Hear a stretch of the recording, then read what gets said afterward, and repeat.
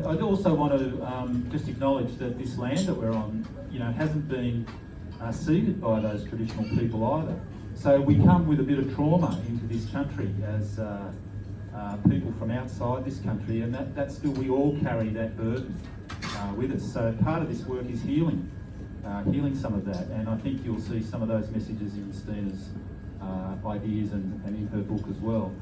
And I also just want to acknowledge each of our ancestors as well. Like for us to be here today has taken a lot of effort and commitment from men and women in our past. And I noticed there's a lot of children here today too. So, they're going to be carrying this into the future. And we do live in troubled times. So the opportunities for making change happen, that shift that around, are going to be with our children. So it's wonderful to see all of those lovely young children here today as well. Look, I'm going to get a chance to speak a little bit later on, but I might pass over to Harry. There's going to be about 4 or 5 people speaking, just to set the scene. So Harry's our first one, and I'll let Harry introduce himself.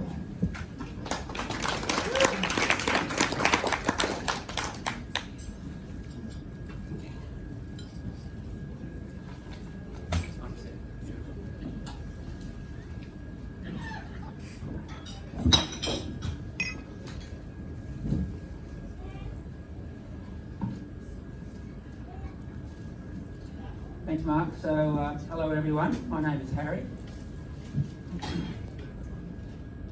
Stina doesn't want today to be about her. And that's a testament to her humility. But I'd like to pay a tribute to a truly remarkable woman. I've had the pleasure of knowing Stina professionally and socially for around 20 years. And I've enjoyed being part of her Sun Villages project. When you read her wonderful book, you'll understand the journey she took as she pursued her dreams and her passions. She describes how she was driven by the impulse of her many adventurous ancestors. But her vision of a new model of home ownership and home security was hers alone, conceived out of compassion for others. She nurtured and developed that vision for many, many decades. And what a journey she's had. She's faced obstacles, setbacks, ridicule, injustices, even theft. She's confronted government systems that discourage innovation. She's had to deftly dance around laws that stifle creativity. And she's been at the mercy of banks and property developers and big business who care more about profits than about humanity. She's learned to deal with what she graphically calls the swamp of leeches. Despite all that, here she is today with a smile and a story to tell and a vision to share.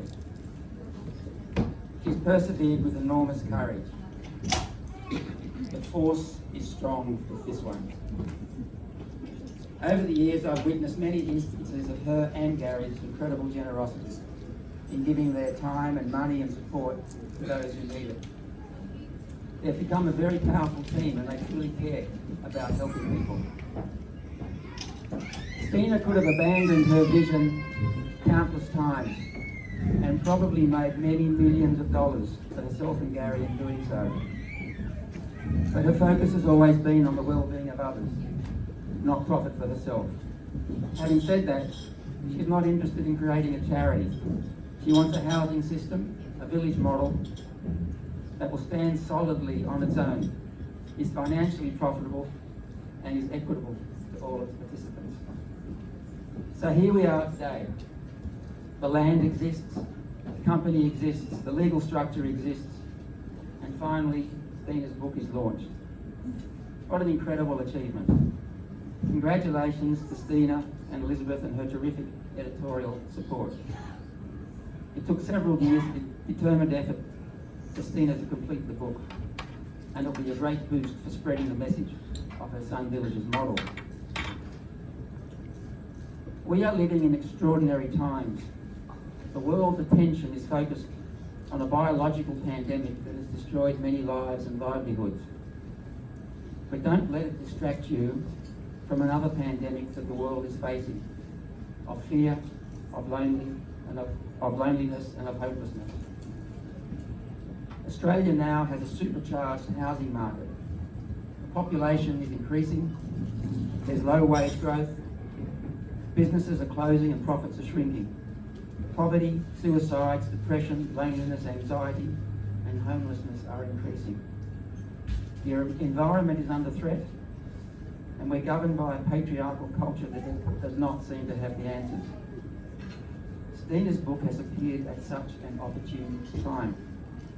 In it, Stina highlights the distress of those who don't have control over their food, their housing, their finance, and their social connections. She examines the mainstream band-aid solutions and their deficiencies. And then she offers a new model. It's founded in what she describes as a yin energy, the energy of love, of care, compassion, belonging and support. This, she hopes, will be the driving force for the 21st century. Stina's vision is not just an idealistic aim. Her model is well grounded. In fact, it's very clever. It recognises that we are all wired for social connection. She spent many years moulding it so that it fits within the current legal and financial framework. But that hasn't stopped her from agitating for legal reform. Her model incorporates innovative and practical architectural design, consistent financial profits for investors, and affordable and sustainable housing for those who need it. It replaces isolation with belonging and offers a way to shrink our environmental footprint and our demand for energy. Stina shows how people can move away from being dependent on centralised power to becoming empowered to create their own happiness. She presents facts, figures, graphs and narrative so that readers can make an informed and educated decision. This model is not dependent on her, although it's inspired by her. Stina has created and planted the seed.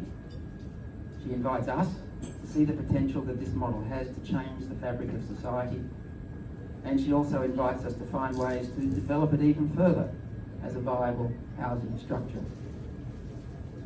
In her book, Stina eloquently encourages people to reimagine their future through the lens of light rather than gloom.